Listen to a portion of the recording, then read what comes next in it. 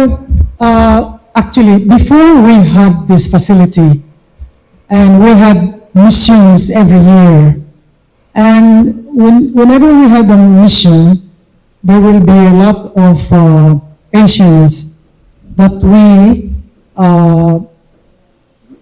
have so many people from different parts of Visayas. And each time, they see, because the doctors have to check if they are pwede ba silang operahan.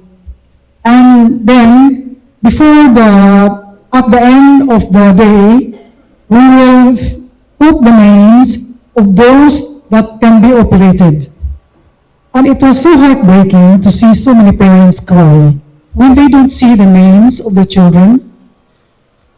Because we can only do one mission a year. But now that we have this hospital, they don't have to cry. When they come here and the doctor says your child cannot be operated, then they can come the next week.